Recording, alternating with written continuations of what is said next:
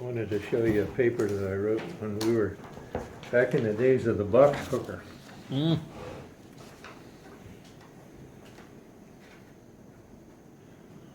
Let's see.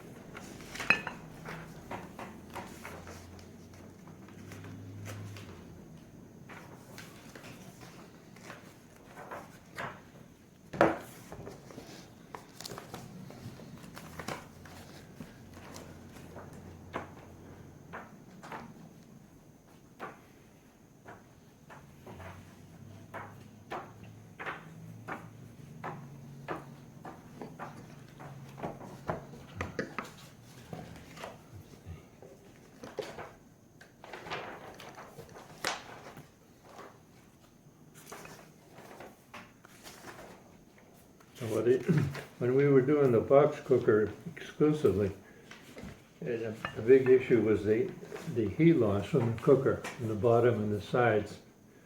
So Kerr and Cole, I think they had like about this much of a gap between the inner and outer wall, cardboard.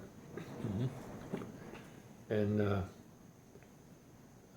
for the insulation in the space, boy, I'm trying to think now. They might have used crumbled up newspaper. So what I did a study of testing the insulation of about a dozen different things. Yeah, here it is. And I published the article in Sun World.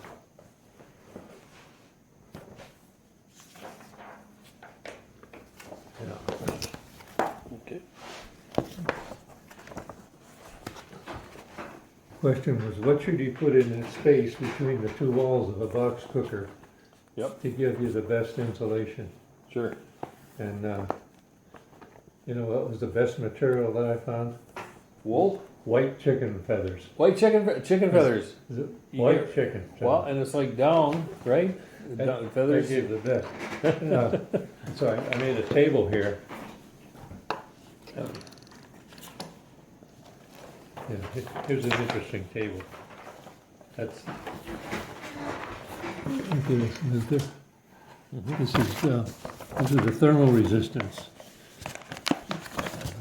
Okay. The high number gives better heat conservation. Sure. So if you have two walls of cardboard and just air between, that's the worst thing you can do. Yep. And then crumpled newspaper, and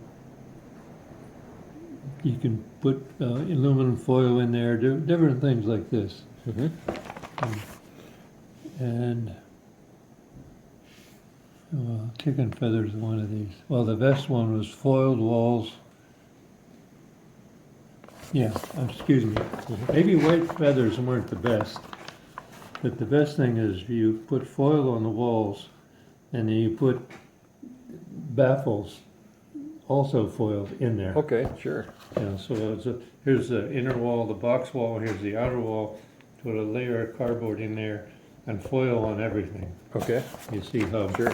how much better that is. It's Yep. almost 10 times better than nothing. Yes. Yeah, that's an interesting chart. Yeah.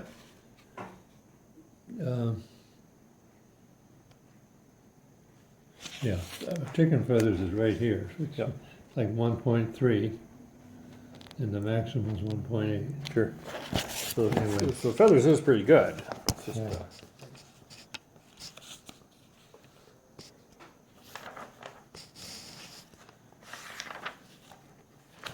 Yeah, so that's in the Sun World. So that's okay. you could find it somewhere if you ever Yeah. wanted to use it.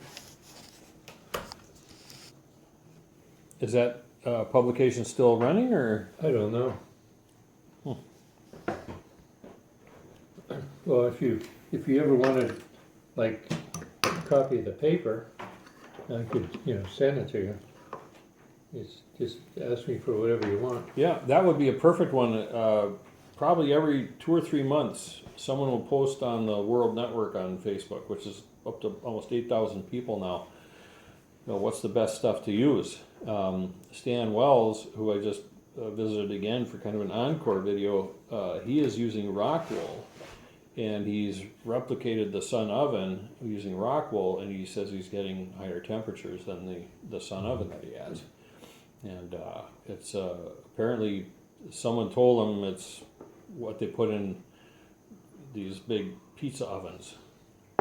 So it can retain high heat, as opposed to, say, polyisocyanurate, which the Solar Oven Society people use, that supposedly could melt at like 400 or something, and off gases between 300 and 400. Yeah. It's very efficient because it's closed cell foam, and the Solar Oven Society recommends not using reflectors unless it's like winter, or low sun, exactly for that reason.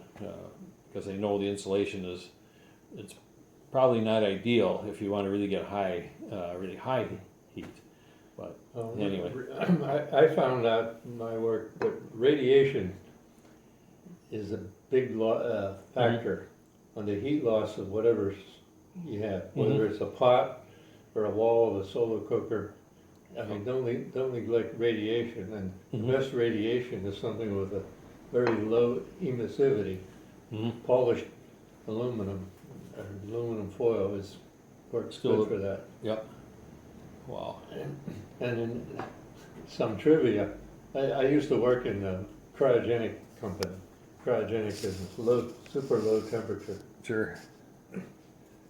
And so this company, Linde Corporation, we had in our lab liquid helium. It's like several hundred degrees Fahrenheit below zero. Right. 4.2 Kelvin. Yes. So if you have a container of liquid helium, it's going to disappear pretty quick. So for things like liquid nitrogen, you have a double-walled vessel with a vacuum in between.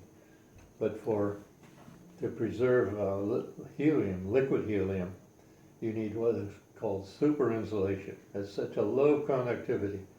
So they would have a container that would hold 10 gallons of liquid helium, and the space between the inner and outer wall is about this much, a couple inches. So in that space, we would, to minimize the radiation from the hot to the cold, you need, every time you put another layer of a reflector, you cut down the radiation. So we'd have like 50 layers of thin aluminum foil, very thin, 50 layers. And now you can't have them touch each other because then they'll transfer heat. Right. Separated by a very flimsy film, like a napkin, real loose. 50 layers.